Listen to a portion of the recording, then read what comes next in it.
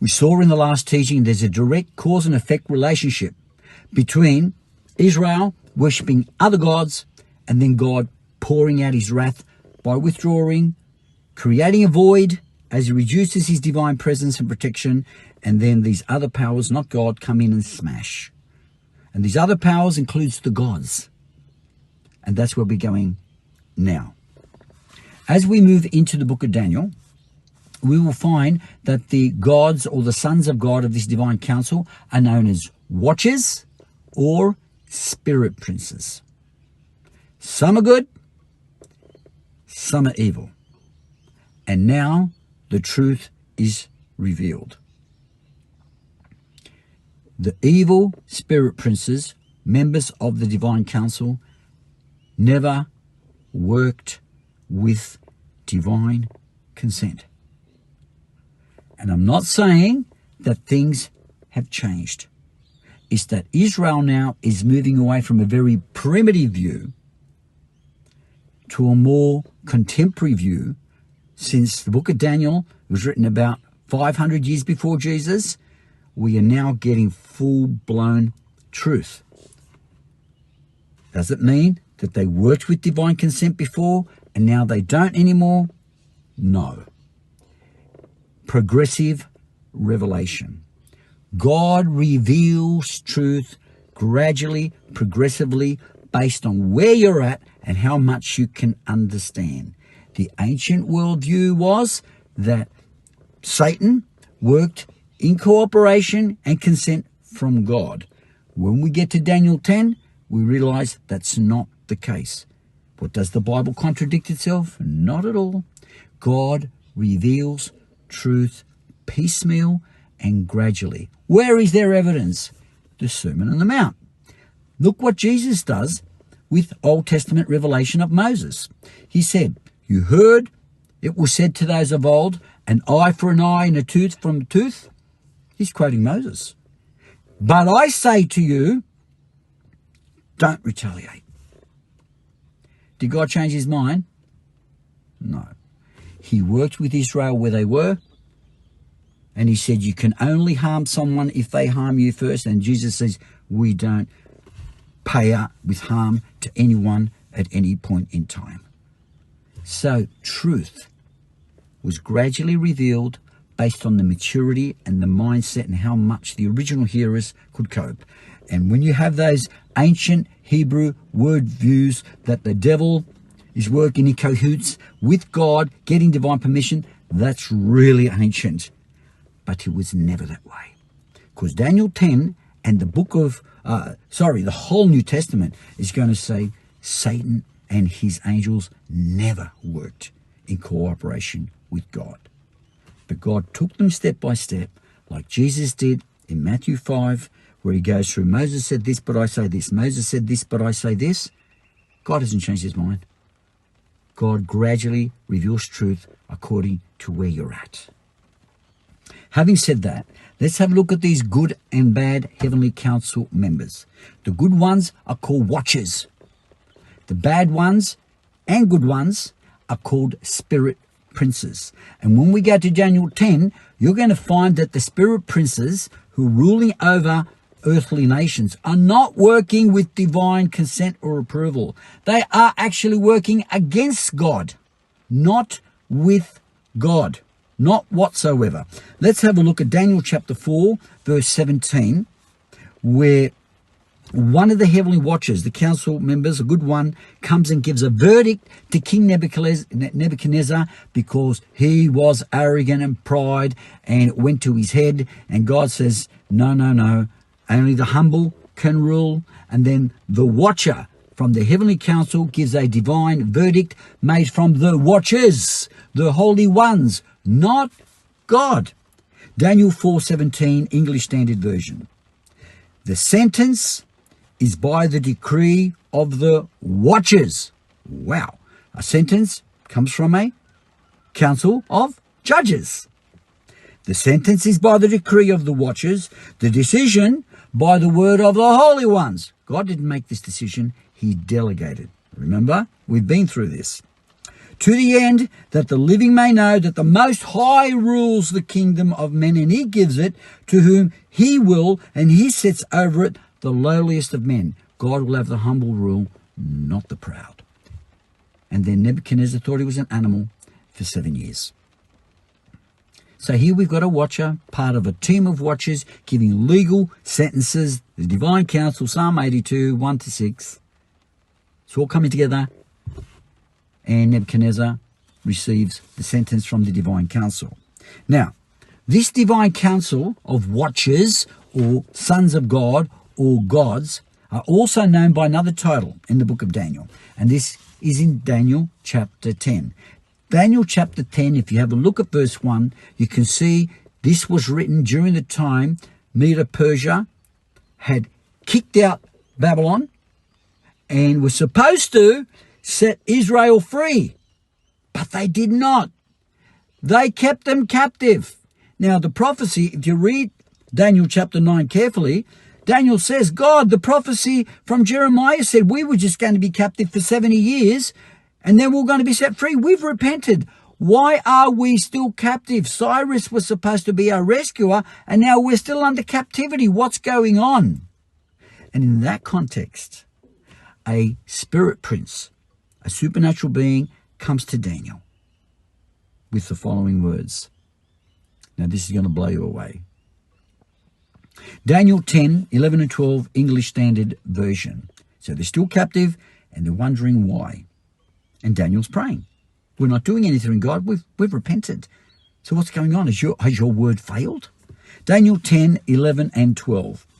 And he said to me, this is the spiritual being, the supernatural being.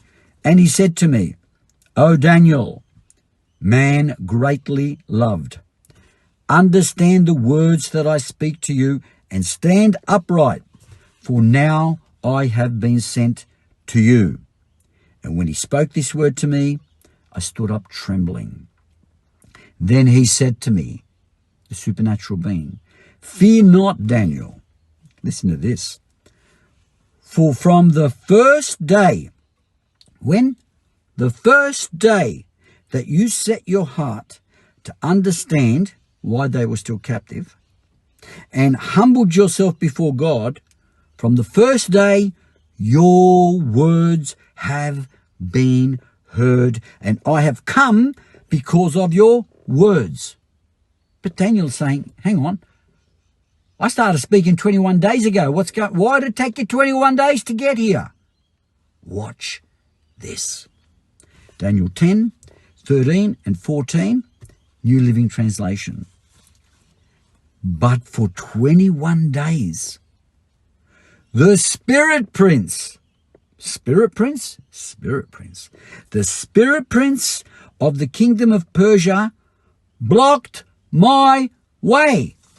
What? God gives a yes. Who can come in the way of God? Apparently, spirit princes can. They were in captivity to the king of Persia. Why? Because the spirit prince of the kingdom of Persia was leading the Persian leaders to hold them captive. Spiritual warfare. This spirit prince from Persia, working through the Persian royalty and authorities and leaders, was so strong that this other supernatural being couldn't get through and blocked God's will. What?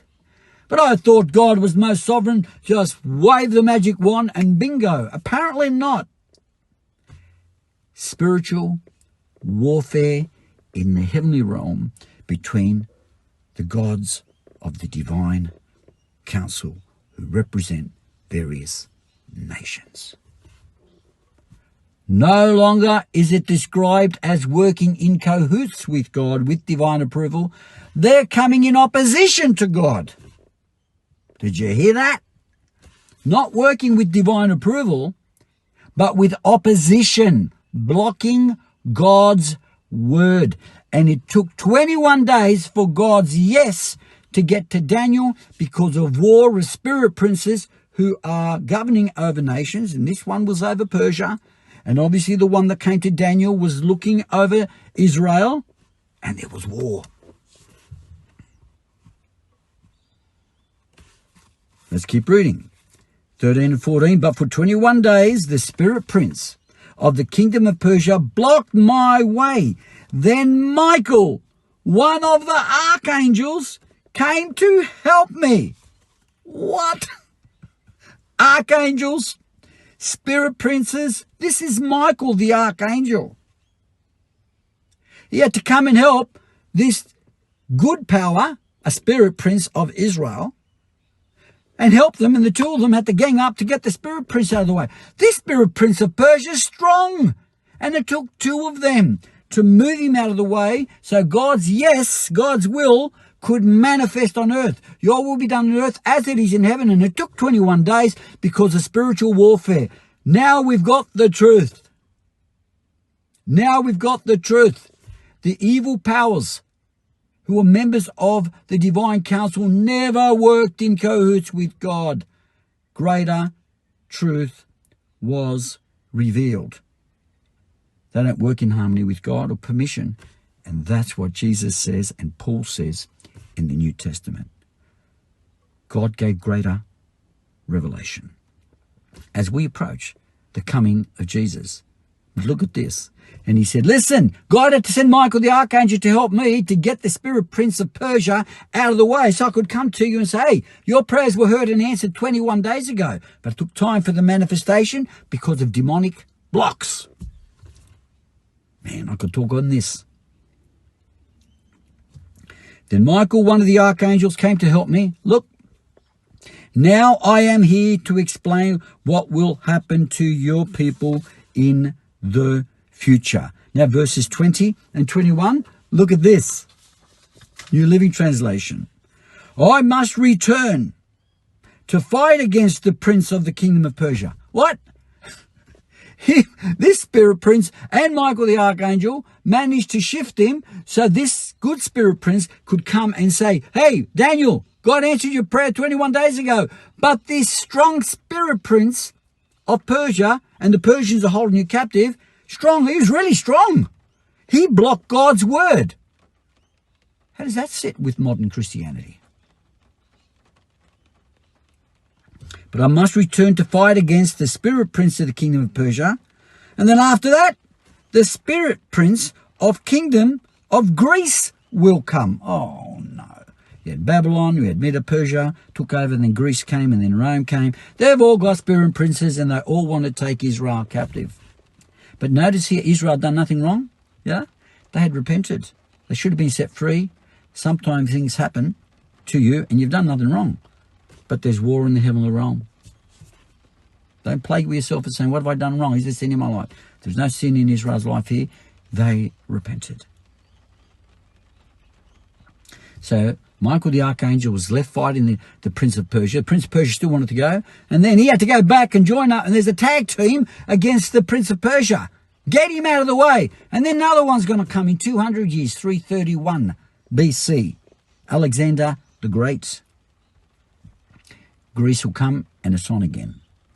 And they're trying to attack God's people. And not necessarily because they've done something wrong.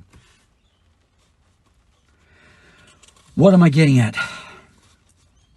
We're going to see Israel falls into apostasy, worships other gods. These gods are violent. You saw the prince of Persia. They're violent.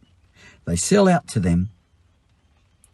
And then these violent gods who they sell out to, as they join the nations, whether it's Babylon, whether it's Persia, whether it's Greece, and unite, they go through a coalition, and they start worshipping their gods. And God, in his wrath, hides his face, steps out, opens the way, and they come in, and they're violent, and they will smash you.